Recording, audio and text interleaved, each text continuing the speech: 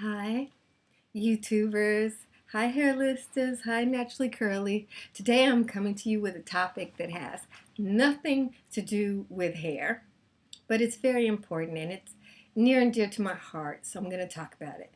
Today I'm talking about the effect of ED on our relationships and the growing crisis that we are having with all things fertility related.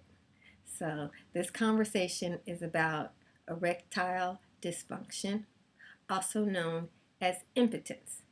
We women and men need to come together on this topic.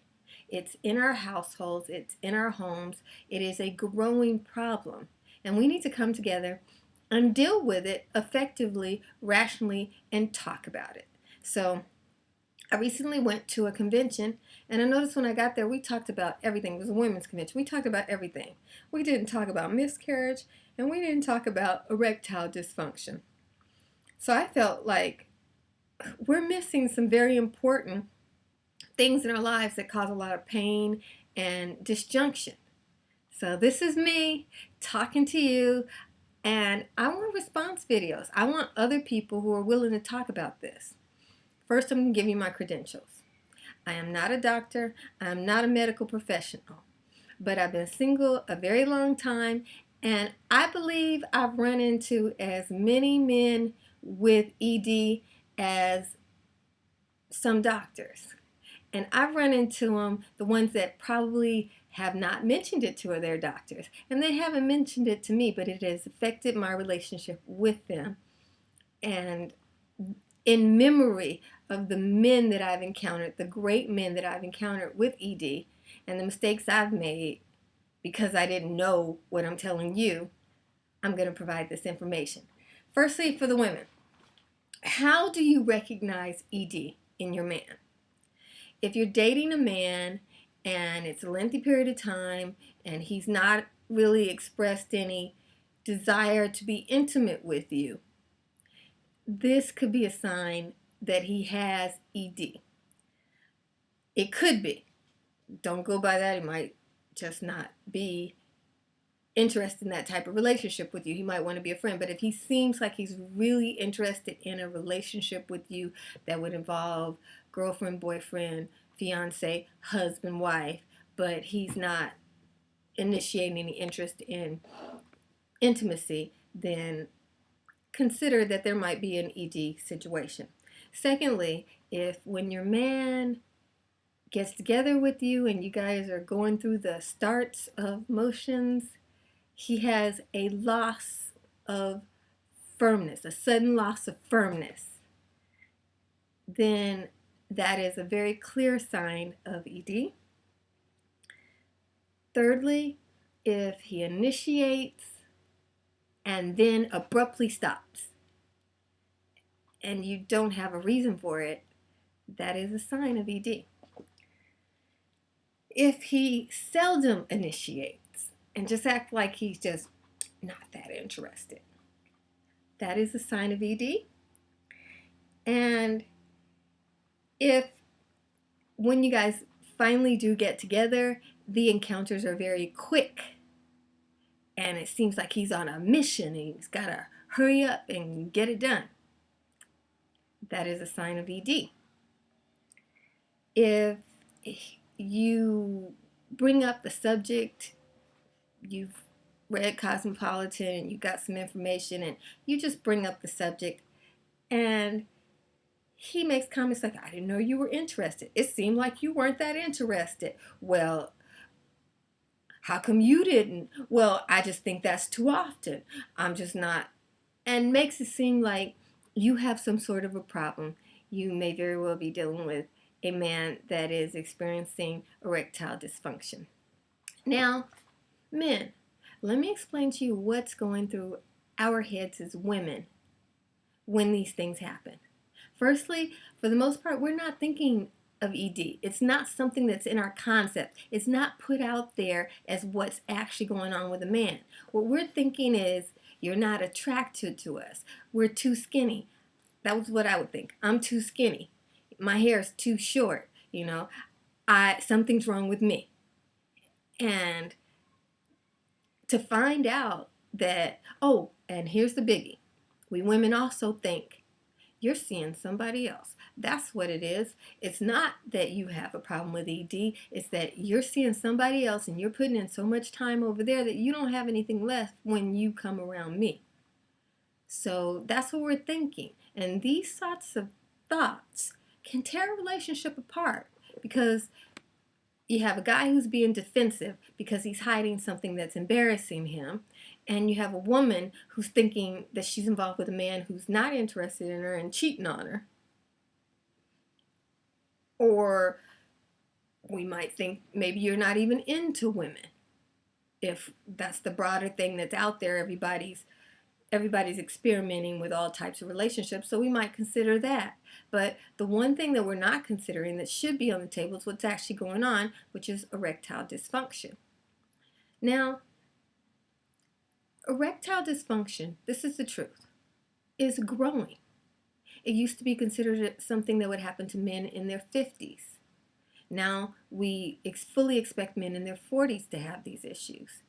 And men in their 20s and 30s are having these issues. So we have a lot more opportunities to encounter it because we women are staying single longer than we used to. So we have a lot more opportunity to encounter these issues. Today's erectile dysfunction is not like the erectile dysfunction that was previously only age related. We are now running into cases where it's psychologically related. Perhaps the man has gotten involved with pornography and all types of illicit behavior, and he's reprogrammed himself to not be sexual with a woman. So you could have a person who has addiction issues, and they've reprogrammed themselves to whatever that addiction is: pornography, gambling, drugs, alcohol. And so that creates the issue of ED. And the person who's suffering from addiction is not going to communicate this issue. Well, I'm actually an addict. So you got to look for the signs.